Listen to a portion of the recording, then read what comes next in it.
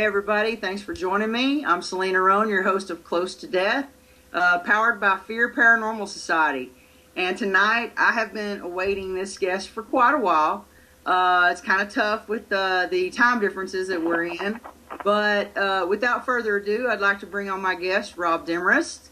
Hey Rob, what's up? What's going on? Hey. What is up? I'm trying to turn off my fountain because otherwise everyone asks if I'm peeing during an interview, which I try not to do. All right. And on that note, how's everyone doing? Everyone, I think, is excited that you are on. And just for everyone to know, this has to be pre-recorded because of the time difference. And we're not going to tell you where Rob is. It is a very much of a secret. So I wanted to say that, first off, he's been on Ghost Hunters, Destination Truth, Ghost Hunters International, Haunting Australia. What are you up to right now? Right now, just sitting on my couch. I was checking. Oh, no. You meant like more in general terms. Exactly. No, I did Haunting Australia. I finished that last year. I've got a couple shows coming up. The irony is I can't really say much about any of them. Wow. Yeah, they'd have to kill you. Huh? They'd have to kill you. You've heard about these networks, huh? I have. They're pretty tough. Yes. I actually... Yeah, so in the meantime, what I'm doing is, just trying to make sure that my equipment is up to snuff. I just had a couple grand worth of gear arrive yesterday, so I'm still putting batteries in it. And, I wish my house was haunted. It would make things so much easier. Yes, to test. You know what I mean? Like, you get all this equipment, and you just wander around with it. Yeah, okay, the K2 meter goes off by the TV, so I guess it works, but anyway, what can you do? Yeah, so let me guess. Did you get a lot of Paranologies equipment when you got that all yesterday? Say again? Did you get some Paranologies equipment in with that good stuff? Paranologies was about 75% of it, actually. What happened was, when I shot Haunting Australia, I had a big order from Paranologies, and it got bounced around between like 4 countries before it got to me, and it took a beating, and so I wasn't able to use as much of it as I wanted to. So I said for the next round, and the good thing is a lot of the stuff that I ordered for Haunting Australia has been updated. There's even newer versions. He's got a device, as you know, called the TriCam, which the TriCam I used to have. It's a good thing I'm in the gym every day because that thing was heavy. Yes. It was a beast. So the new one is incredible. It's not much heavier than an iPad. Right. And it's an incredible device as far as being able to document where everything is in the room. For those of you who haven't seen it, check out Paranologies.com, TriCam. It's got 1 camera aiming at you, the investigator, 2 looking forward to give you a 180-degree view of everything in front of you. Great for investigation as far as knowing where everyone is, being able to document there was no one else present. So obviously, I'm always a big fan of Paranologies and what they're putting out. Yeah, definitely. I used to help put those little periscopes and stuff together with Jeremy, and then when he moved away, I was like, dude, that is just so far for me to drive. And now he's updated everything, so I couldn't tell you the first thing about what goes in a periscope anymore because he keeps changing it, and we like it like that. You have to stay updated. You really do. Yeah, you have to, because if not, you're behind the times. You're still messing with, an old K2, and that's about it. Let's update. Let's try some new scientific ways of finding out their location or their movements or whatever. I love. Don't get me started, Selena. Don't get me going on people just doing the same thing over and over and over. Yeah. That'll be your entire show, is just me complaining about people doing the same old thing. I'm telling you, there's a lot of people out there. I like to start a radio interview and make sure I offend people right off the bat. There's a lot of people out there. We'll make it akin to fishing. These people are going out fishing. They got their latest reel, and it's beautiful, and it's shiny, and it looks great. And they go out on the lake, and they can see the fish jumping, and they tie a rock to the end of that line. They hook a rock on, and then they throw it in the water, and they say, there's no ghost here, or there's no fish here. because they put a rock on the end. If you're using equipment that doesn't work, you are the one making the mistake. Right. You know what I mean? So if it's like fishing, you tried a rock, you tried tying a spoon to the end of the line, no fish bit that. You got to keep trying something new. Right. You know what I mean? And that's one of my biggest complaints about investigators out there is a lot of them just go do the same thing over and over. Right. And then they're confused why we don't get anywhere. That's why I've changed my you know, I got really tired of, and I'm not knocking anybody because to each his own, I'm just saying that I got really tired of asking the same questions. It's like we have this, I mean, the spirits have got to get sick of, what's your name? When did you die? What did you die from? Can you knock twice? Yeah. You know, let's scratch on something. I mean, it's just the same crap, and it gets boring to me. And I'm too ADD to be sitting there doing the same shit. So I have to switch it up a little bit. And what I've done is now, okay, I can't help Billy Bob that died in 1915. Okay, I'm sorry, and I'm glad I'm speaking with Billy Bob. But can you tell me what it's like where you're at? How was the journey to get there? Do you get to see your loved ones? Things like that I want to know. You know what I mean? I want to know how all this happens. Exactly. And that's, you know, whether it's your EVP approach, whether it's the equipment you use, whether it's the locations you choose, you know, my message stays the same. Try something different. Yeah. I mean, anything, you know, I mean, trigger objects, air cues, whatever works, but don't do the same thing. Oh, is that what you guys call them in Texas? Air cues. Because I remember when we did the exact same thing on GHI about a year before that, and we called it Singapore theory. Hey! Really? I like starting a little, hey, I'm not one to shy away from para beef these days, apparently. So, you know, that one always, look, I met the Kling brothers. I think they're great guys. Singapore theory, I believe Barry Fitzgerald first did it in New Zealand in like 2007. And people have been doing it for like 20 years. And it's just trying to make the environment something that the spirit might recognize. And the reason it was called Singapore theory was because SPI, Singapore Paranormal Investigators, were doing it at a Ford factory in Singapore. And I read about it, and I told Barry about it, and we tried it on GHI. So anyway, 5 minutes later, Singapore theory predates air cues, and there was 1 million people doing it before us, too. Huh. Oh, well, that's interesting to know. Huh. Wow, you learn something new every day. You know, I know. The funny thing is that I started watching after you know, when my paranormal interest was piqued, was after my mom passed away, and then I started, you know, I was depressed, and so I spent Friday nights, that's all I freaking did. And then when I would get on the internet and watch the shit that wasn't on TV, you know what I mean?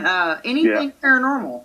And, you know, I learned a little bit from Barry and Brad, and I learned a little bit from, you know, GHI, and I learned a little bit from the Ghost Hunters, and I even learned a little bit from you know, Ghost Adventures, but I'm not saying a whole lot. But more of what I don't. I'm not touching that one. I'm not touching that one. We're not going there. But anyway, you know, you learn from each person you watch. You know, even if it's what not to do. And sure, absolutely. So I tried the proverbial let's get everything shook out of the walls and get some EVPs, and that kind of was like, you know what? I don't like that aspect of it. I kind of want to go the respectful route because what if I piss off something that, you know what I mean, that I can't shake? I'm really I don't even know. You know what? It's not even that for me, Selena. It's like you mentioned that your mom passed away, right? Right. So what if, and God bless, I'm sure she's not on this side with us anymore. She's in a better place. But if she were here, would you really want a bunch of 19, 20-year-olds sitting there trying to provoke her? Hey, stupid, we're here to challenge you. You know, if that's your mom, your dad, your grandparents, your great-grandparents, you wouldn't want someone, you know, acting in that manner. No. So you wouldn't want to do it to someone else's family. Exactly. You know what I mean? So that's why I always try and keep in mind. Look, if I'm in a prison, if I'm in Hitler's bunker in Poland, I might do a little provocation. But, Yeah. you know, I stay away from it so much these days for just that reason. You know what I mean? I don't walk down the street and anyone I see, I go up to them and go, hey, can you make a sound? Huh, stupid? You know what I mean? Because I'm a big dude, but I'm not that big. Somebody's gonna punch my card one of these days. So I try and stay away from provocation. Look, there's people who swear by it, and more power to them. You got to try something new and figure out what works for you, but that's not for me. Yeah, not for me either. And you know, you've been doing this. I was kind of going over YouTube and looking at some of the stuff and watching a little bit of fun stuff that you and Amy Bruni, which I finally got to meet her this year, and she was awesome. And I kind of watched y'all kind of messing around at I believe it was Wolf Manor. And Wolf Manor, yeah. Good event. I think Chad Kalick was there too. Yes, he was. Actually, I met Chad here in Dallas when he came with his Blood Red Sky before all his health issues hit him. Yep. Yeah, and I mean, he looks completely different today than he did then. But you know, just watching you and kind of listening to you guys cutting up and stuff, you and I would probably have too much fun investigating together. I get serious when I investigate, but if it needs, yeah, so do I. If it needs to have a little bit of fun mixed in with it to liven up the energy, I'm all about it. You know, and I think I do have a reputation of being the fun one on an investigation. So I think it would definitely be interesting to investigate with you. And we talked about meeting in Florida to do that. That would be pretty cool. Yeah, I got invited to an event in Florida by some buddies of mine. Normally, because of where I'm at, traveling here, there, and everywhere, I'm in Asia, I'm in Europe, I'm in the Middle East, I'm all over the place. I don't do events. I'm trying to put this one event together that these guys invited me to get down to Florida. You know, it's funny because, look, if you watch me on TV, you know, you get this idea that, oh, Rob D, like, man, that guy's so intense, he's so serious. And, yeah, I am.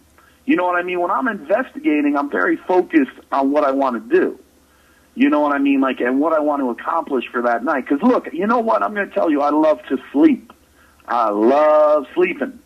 So if I'm going to stay up until 6 a.m., I want to get something done.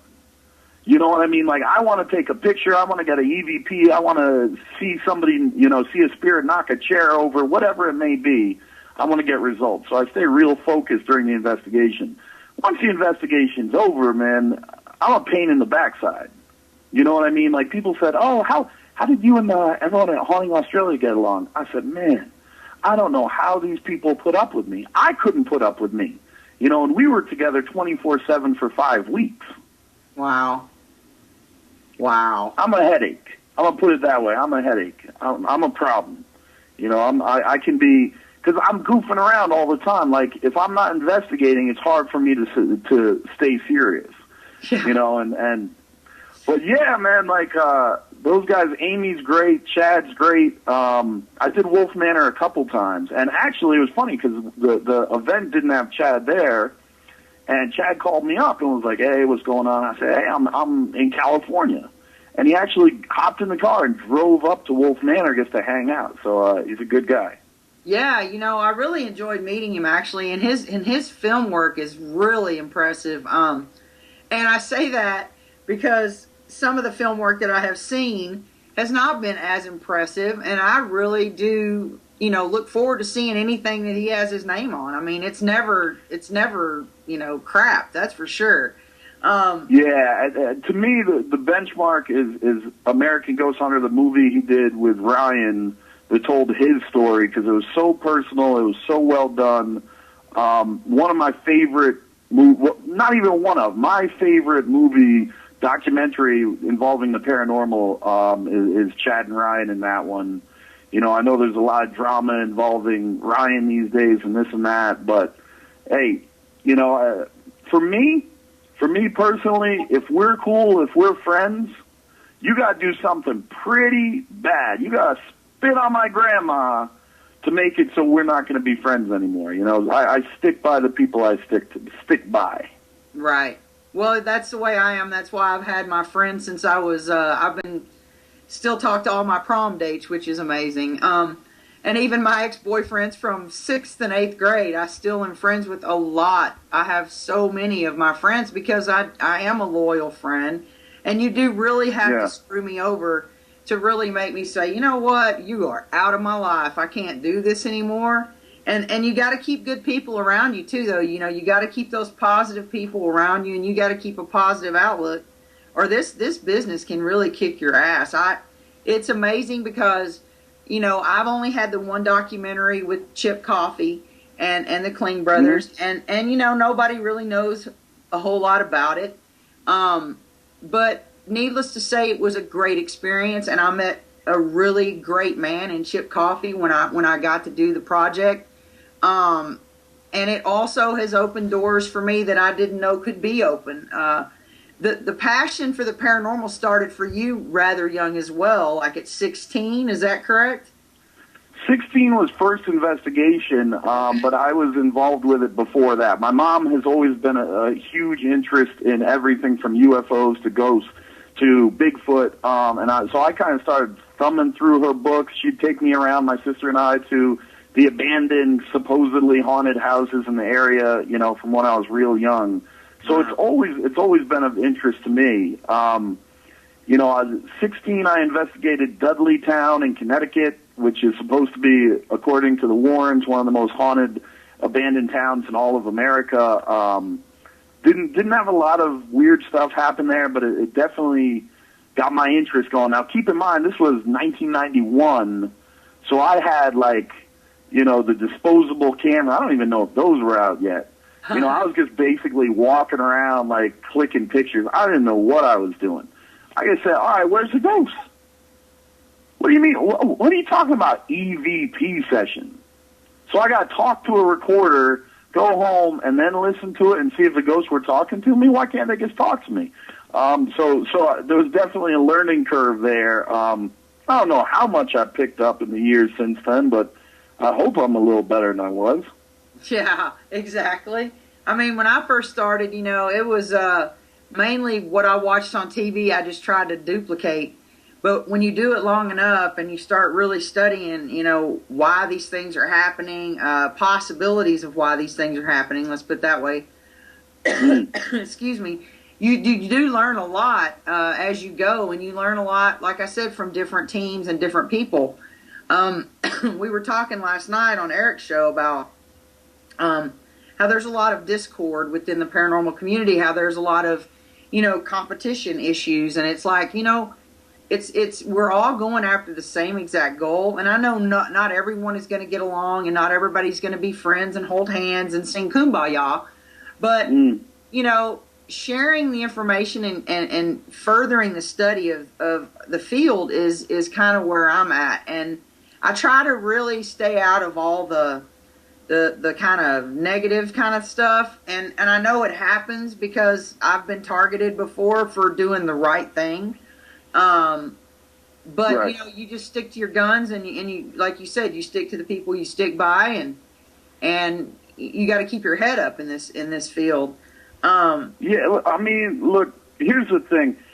You know, there was a well publicized that everyone jumped on the bandwagon.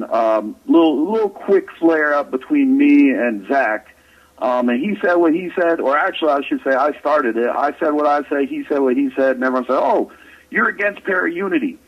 I don't think either of us are against para-unity. We had some comments, and comments were made, you know, and leave it at that. But it comes down to, look, if you're using a piece of equipment, and this has nothing to do with Ghost Adventures, this is back to general topic. Right. If you're using a piece of equipment that I think is complete nonsense, and I can prove it, and I say, hey, you might not want to use that, and you go, hey, you're not supporting para-unity. Well, eat me. Then I guess I'm not supporting para-unity. No more para-unity for Rob D then, you know, because to me, if you want to talk about para-unity, what you should talk about is being respectful when you deliver your opinion. And I'm not necessarily the best person, the role model for that, you know what I mean, like after what happened, and that's fine. But what I'm saying is, don't wait until I disagree with you and then say I'm not furthering para-unity. There's a lot of equipment out there today that I think people are fooling themselves. And if I say, well, I don't agree with this piece of equipment, then they say, well, you're not, you're being divisive and you're trying to start drama. All right, fine, I'm trying to start drama then, because you got to understand, for me, I don't do this for fans. I don't do this for fame. I don't do this for money. I do this for me. I do this because I want to know, before I switch to the other side, what's on the other side. Exactly. So I don't need to answer to anybody. And I was telling someone the other day who had a little para-drama themselves, I said, yo, dude, you answer to you, and if you believe in God, then you answer to God. You are not responsible to anyone else. You know what I mean? So for me, hey, they say you get 15 minutes of fame. My 15 minutes of fame were over years ago. I'm just like everybody else now. You know what I mean? I just do it in different countries.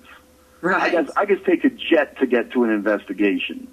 You know what I mean? But I'm no better or any worse necessarily than anyone else out there doing it.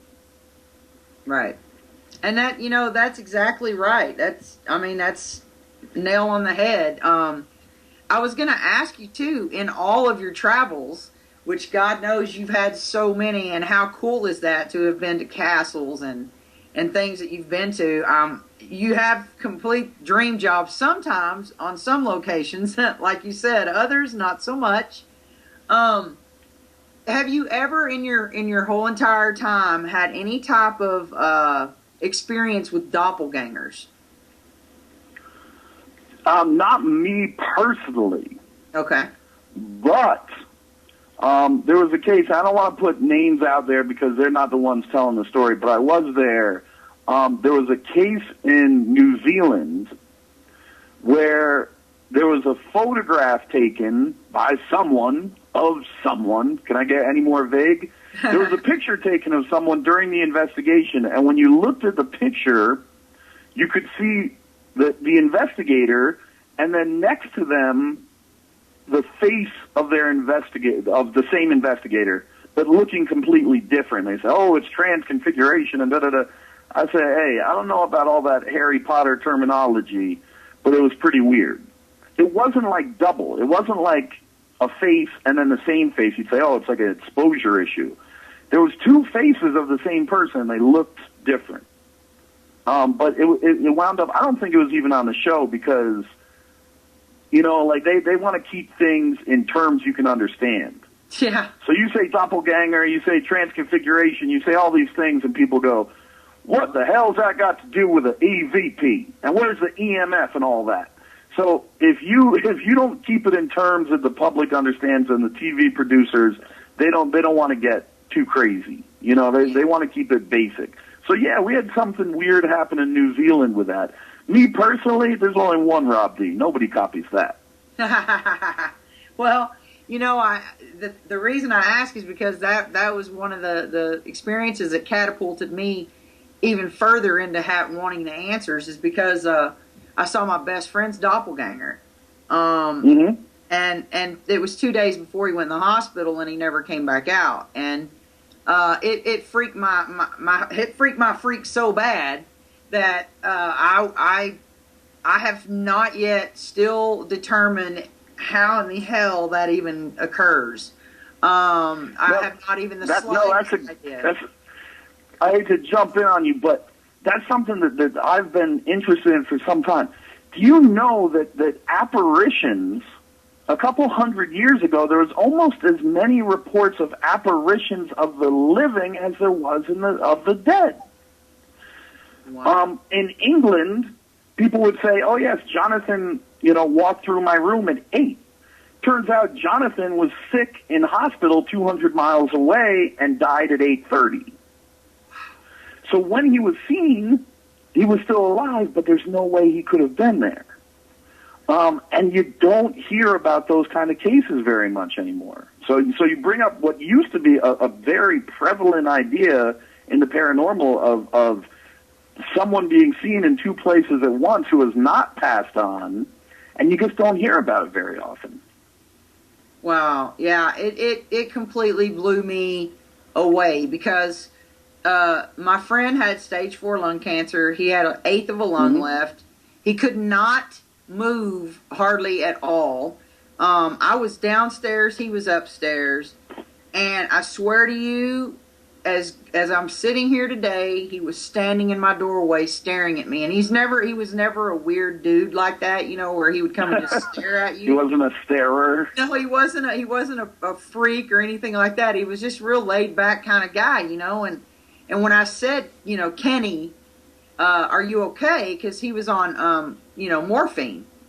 And and I just thought he kind of wandered downstairs for some weird reason, and it didn't say anything to me. And I said, dude, are you okay? And it kind of really slowly just turned away from the door jamb and just kind of started walking away. And I mean, I immediately jumped up and went after him, and there was nothing there. And I know what I saw. You used to hear about cases like that all the time. I mean, not modern, but I'm saying go read books from like turn of the century, 1900s, and those were the kind of ghost cases that were being talked about all the time. We only think about, well, the person couldn't be a ghost because they hadn't died yet, and yet it happens. You get all these cases of people who are still alive being 100 miles away saying goodbye to their loved ones in the form of an apparition. Yeah. But you just don't hear about it anymore. So what you experienced is not uncommon in general. It just seems to be less and less common now. Yeah. Well, I was kind of scared to even say anything to him because when I went up to check on him, I mean, the doppelganger that I saw had a sweatshirt on, sweatpants on, like he always wore. And when I went upstairs, he had to like sit in kind of Indian style and kind of lean on his couch because he couldn't lay down. He had no shirt on. He did have his sweatpants on, but there's no way the man could have moved in 2 seconds from one floor to the next and been in that, you know, position. And he knew by looking at my face, I'd known the man since I was 18 years old. He knew by looking at me that I just got the shit scared out of me somehow. And he was like, girl, what is wrong with you? And I just kept saying, promise me you didn't see that. Promise me you didn't see that. Because I knew what that kind of meant. Right. And I didn't want my friend dying on me in the middle of the night. And so I couldn't even sleep. I sat and stared at the door for, I swear to God, it was like 2.5 hours, just freaked out. Like, is it going to come back? And I'd already the team and all that, so I was really wanting to know then what in the hell, how the hell that happened. You know what I mean? So it's a big interest for me. Yeah, absolutely. And it's not one of those things that you can necessarily go out and investigate. No. Because by the time it's happened, it's not going to happen again. It's not the kind of thing like, it's not a residual haunting. No. You know, so if you didn't see it, you're not going to wait around and see it again. No, and let me just tell you, my friend, our mutual friend Kenny and I's, Matt, he has given me nothing but teetotal shit ever since it's happened.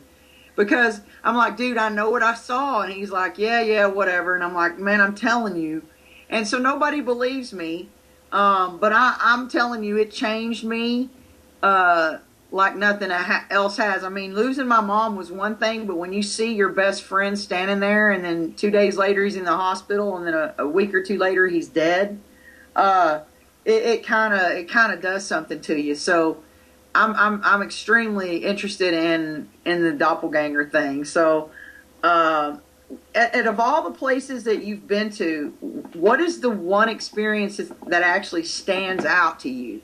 I know there's got to be a few at least, but yeah, there's a couple. You know, I'm trying. You know, because they all stand out for different reasons, isn't it? You know, there was when you're on. You know, I did that show for 3-4 years. You know what I mean? And we were on the road for 5 weeks at a time. We shot and shot and shot and shot. You know, it's not like being in the States where you drive from one town to the next. We flew from Australia to Ireland. So. Wow. There's all kinds of moments where I'm just trying to think, I mean, there was, when we were in Clark Air Force Base Hospital in the Philippines, Barry and I were standing in an empty hallway. And I forget who said it, either Barry or myself said it, soldiers, we know you're there, step forward. And it sounded like 4 or 5 guys in heavy boots marching towards us down this empty hallway. So that one definitely stuck with me. The disembodied voices, we were doing a priest, a place where all these priests live down in South America, myself and Paul Bradford on GHI. And I said, nothing was happening. It was kind of a slow evening. And I said, okay, so you've passed on. Can you tell me where I'm going after I die? And we get an EVP that says, to hell. I said, whoa, whoops. Oh, my. It's just, I don't even, we did, 40 episodes, 2 locations an episode. When we did Haunting Australia, the last show I did, there was some moments that stuck out to me. I was investigating with a psychic, a British psychic named Ian Lawman, and I was alone in a prison cell, and we wanted to try that. It was almost like good cop. The cell. I'm going to close the door. Ian, I want you to call if you can you bring something, tell something to come in the cell with me? And he goes, okay, yeah, we'll try it, mate. And he goes outside, and I saw this shadow rise in the corner, and I'm 6'4", and this thing was towering over me, just hovering there in front of me in this closed prison cell. Oh. And I wasn't afraid, but I was like, I'm just staring at it. Because people say, we saw a shadow figure. One of the hardest things to document, 2 things are really hard to document in ghost hunting. For people who haven't done it, I'm going to tell you what they are. The Rob Deed 2 list of really hard things to document well. Number 1, footsteps. Footsteps, our ear can pick them up pretty easily, but our recorders aren't meant for such a low frequency because they sound like this, right? Then you play the recording back, and you hear nothing. And you go, man, I heard those footsteps so clearly, I can't believe we didn't get it. Number 2, shadows. You see a shadow moving, so you aim your camera with a light at it and try and take a picture. Guess what? No more shadow. So that was something that happened with Haunting Australia. When I was using a device, Danny's device, EchoVox, when I was doing Seekers over in Malaysia. Yeah, I saw that. And, I turned it on, and the thing said, Rob, and I said, yeah, I'm here. Do you need something? And a woman's voice said, help. And I said, okay, well, what do you want me to do? What can I do to help you? And this little girl's voice said, die. I was like, whoa, blue. The funny thing is I said, wow, I'm going to take a breather. I turned off the EchoVox, and the producer, they watch, the way they make that show, the producers watch everything that's going on from a camera bank, like a quarter mile away, but they're watching and monitoring. So my walkie comes on, and the producer says, Rob, what you doing? I say, hey, what's up? Not doing anything. He goes, turn the device back on, the noise machine back on. And I said, hey, that thing just told me it wants me to die. You come turn it back on. He said, I'm not the ghost hunter. I said, okay then, point taken. And I turned it back on. So look, there's those moments where you feel like there's such direct communication going on that it's incredible. Unfortunately, many of the big occurrences are when you feel like it's something dangerous. I had an experience where there was supposed to be the spirit of a little girl ghost. I think it was in Argentina. And I said, can you, sweetie, can you take my hand? And all of a sudden it felt really cold around my hand.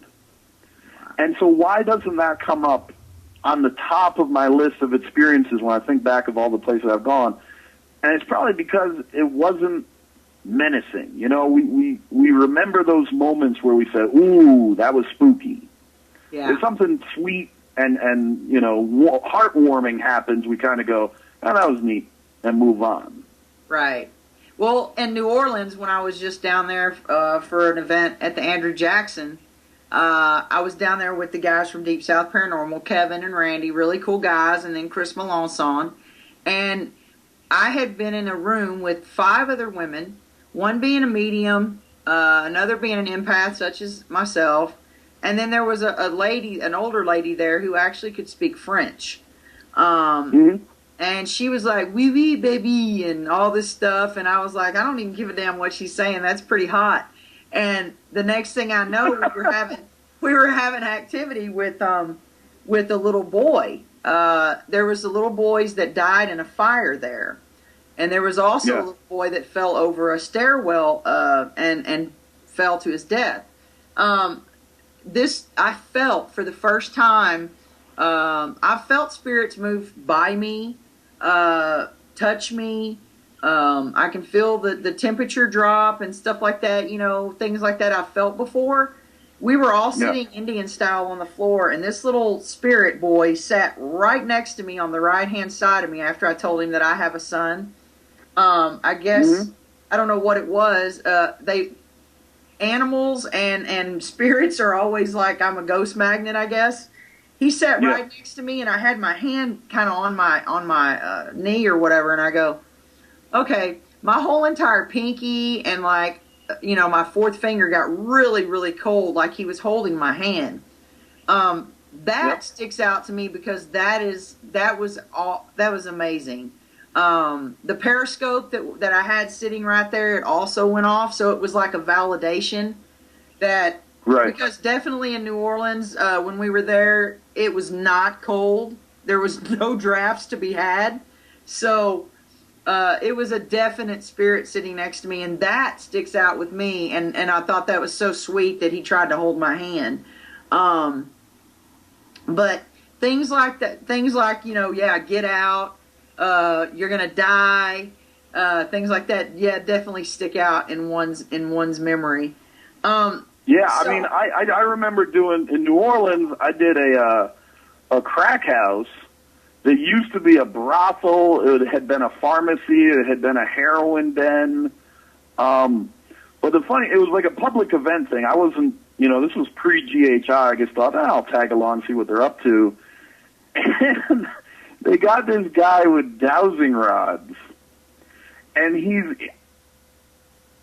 got what we were doing, because the whole time, and he's from New York like myself, and he's going, can you tell me who's going to win the Knicks game tomorrow? Will the Rangers beat the spread against the Islanders? Dude, you are not getting what's going on, what we're trying to accomplish here. So it was just the irony of, because it was supposed to be this I guess, pimp, this dark entity who was haunting the building. And he's asking him, how many 3-pointers is he going to shoot tomorrow? How's his ankle? I couldn't stop laughing. I was like, wow, I guess. And, look, when you do these public events, right, like nobody wants to say, they just want people to have a good time. Right. It got to a point where I said, wow, time for me to get some sleep before this guy finds out who he should bet on. That's funny. I love the ones. Excuse me. Oh man, I've been sick for a week, so I'm trying to get out. Anyway, I love the ones where the public events where they have the ovuluses, and every word that comes out of the ovulus, they try to make a story to it. Of course they do. We were at Duff Green. That's how it's designed. Come on. We were at Duff Green, and, it's Civil War. Robert E. Lee's ancestors actually own it. I'm actually supposedly a descendant of Robert E. Lee, but it's like, who isn't? Because that man actually spread his love quite a bit. He loved everyone. He did, didn't he? But, at this location, we had this guy with an ovulus, and he was like, everything it would say, like it said something like steel. And he'd go, oh, did you make the weapons for the war? And then it said factory. Oh, did you work in the weapons factory down? I mean, it was just like Look, everything. And I can't stand that. The thing is, I'm going to make my own, right? I'm going to make my own version of the Ovulus. But understand that the Ovulus has, 2,000 words in it. And they're words that are going to be like suicide, murder, death, blood. I'm going to make my own, and it's only going to say kitten, rainbow, spoon, just so I can go to an event and watch people, because, they want to get it all intense. All right, well, this is a room where she murdered her husband, and then it's gonna be like sunshine. Yeah. Woof, woof. Oh, Yeah. Were you barking mad when you killed him? That's what it's saying, barking mad. I mean, look, it's no secret that I don't like the Ovulus. Yeah. And look, I don't want to single out Bill Chappell, who made the Ovulus. I love that the guy is trying new things. Right. And he's a nice enough guy. I've talked to him on Facebook before. So I'm not knocking him. I'm saying, and he says himself, look, this is for entertainment. Whether it talks to ghosts, I don't know. Right. But I don't like the spirit box, quote unquote spirit box. Look, let's call it what it is. Then we can debate it. It's a scanning radio. Right. Don't call it a spirit box. Call it a scanning radio, and then we can talk about the validity. Because anyone I talk to, they say, oh, you don't believe in the spirit box? Oh, yeah? Well, how do you explain one time? And then they tell me a story, and I go, look, even a broken watch is right twice a day. Zing! And so, look, whether you agree with me or don't, I'm okay with that. You can say, what do you know? You don't know. I had the Ovulus, and it said, hey, how you doing? Want to go see a movie? That's great. If it works for you, fantastic. I'm not on a mission to try and get people to use the equipment I approve of, because you know what? I don't care. Right. Use whatever makes you happy. Right. You know what I mean? Just don't try and, don't send me your orb photos. Don't ask me to listen to your spirit box session, because I'm not interested. Right. And look, people message me and they go, and this is a true story. My grandmother passed away last week, and I came home and I took these pictures, and you can see there's orbs in them. Right. Yeah. Now, wait a second. Whoa, because now I'm supposed to say, that's not your grandmother? I don't want to, I'm going to be the guy that has to dash the hope and love and feeling like everything's okay with the universe. That's got to be me. Right. So I always say, look, I'm not big on the orb theory, but if you believe this is communication, then it just might be. I'm not the judge and jury. There are no experts. So, but you do like the Echo Box, what Danny's put together. You do like his product, right? I think that almost anything, I use the Echo Vox here and there. I've used, he put up the segment, I used it on Seekers. I think everything is worthy of experimentation. Have I had if you said to me right now, you have to go down a list of paranormal products and tell you which one, I couldn't do it. Right. Because it's all a big guessing game. So some people, have I had some interesting things with the Echo Vox? Absolutely. Can I swear to you that it's talking to ghosts? Absolutely not. But is it worth a try? Sure. Try a scanning radio. See if it works for you. Try the Ovulus. Try whatever you want. You know what I mean? Like I said, I'm not the judge of what is and what isn't good. But I'm allowed to have my opinion. And if you don't agree with me and you get mad at me because we don't agree on the same thing, I don't give a. Yeah. I don't care. You know what I mean? Like listen, I'm not a young man anymore. There's these people coming up who were raised on shows that came on when I was in my 30s. Right. You know what I mean? So I'm getting too old to argue with a 22-year-old who knows everything about the paranormal because they watched a couple shows. Exactly. Yeah. It's funny, I'm saying that is that I've watched all y'all for years, including Yeah. Chip. And when I met Chip, I was so starstruck at first, and then when I realized he's just a regular guy, you know, and I've met and I've kind of, I don't know, kind of made my own judgments about some people, and some people are like, oh, I'm not real sure about. The one thing I know is that, you know, Chip will always kind of watch out for me and tell me, you got to watch out for this guy, or, you know, he never really says anything like that, but, you know, I would be, I don't know, I guess grateful to him forever for kind of guiding me as he does. And with you, I like how you shoot straight from the hip. You don't. I do my best. Worry about it. You know, did you ever see? You want to see some great Chip Coffey footage that you've probably never seen before? Sure. You're like, whatever, dude. I don't even know where this interview's going anymore. Whatever, Rob. I created, believe it or not, even though they'll dispute it, I created the Real Fear specials for the Chiller channel. Oh, wow. And we were going to do an experiment at Pennhurst. Yes. So I hopped on Facebook and I said, Chip, what is the possibility of getting you to Pennhurst? And he said, well, you better make sure I get a 12-pack of Coke. Exactly. And it better be in my hotel room when I get there. I said, that's it? He said, oh, that's about it. If you want me to come out and help out, I'm happy to do it.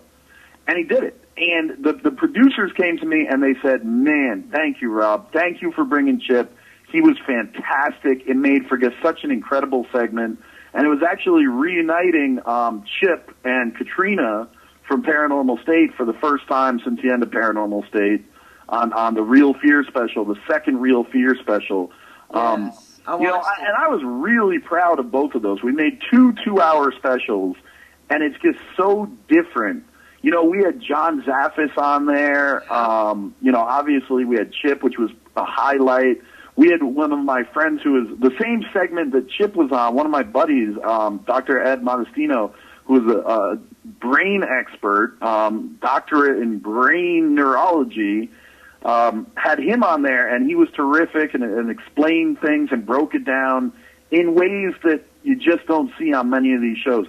I don't know where you can find it these days, but to everyone out there listening, if you want some entertaining television, there's Real Fear. It aired on the Chiller channel. Katrina, John Zaffis, Chip Coffey. You won't see me on it, but I was behind the cameras and quite proud of how it turned out. That's my pitch for this broadcast.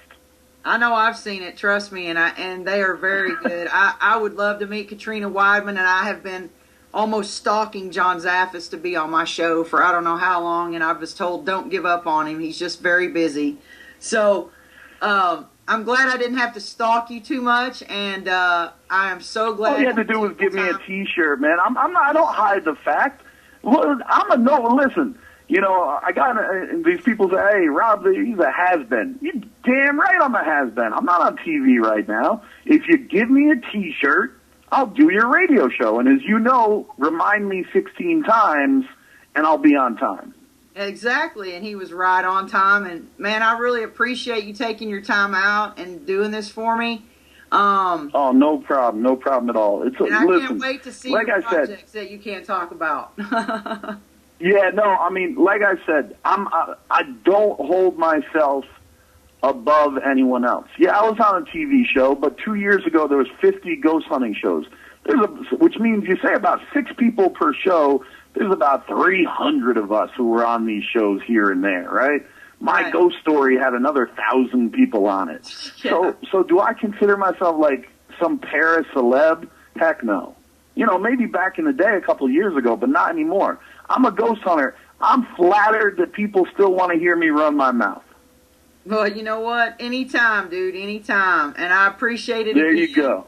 And I hope to meet you in Florida, and let's do some ghost hunting together. You got it. You got it. Keep an eye. I'm trying to get the event put together. It's going to be in October. I know everyone's booked all kinds of crazy stuff for October, but if you've never been to a Rob D event, they're okay. You see, I wanted to hype it up, but I don't know if anything's going to happen. You know, at least you get to hang out with Rob D. You know, he likes to eat a lot and sleep. Anyway, Selena, thank you for being on. I know it's still a little early and over there, so you have a terrific weekend, and thanks again. All right, you too, Rob. Take it easy, man. Talk to you soon. And Take your T-shirt's care. on its way. All right, bye. All right. All right. All right, that was Rob D, man. I hope y'all enjoyed that. It had to be pre-recorded again because of the time difference, and this will air after the Dakota event. So the only things that I really have to talk about are Phantom Fest, which is in San Antonio, September 26th and 27th. Get your tickets now. And October 3rd through the 5th is Mississippi Parafest. Other than that, I would like to thank my sponsors, who are Miss Hattie's Place in Belton, Texas, a really cool old bordello with lots of history. Next is the Galena's Murder Bordello in Galena, Kansas, which I will see you guys there Saturday, August 16th. This will probably be after this airs. And NOLA Ghost Hunting Tours is my last sponsor. Other than that, I appreciate you watching me and Rob D chit chat. Hopefully you enjoyed it. And that's it. Peace out.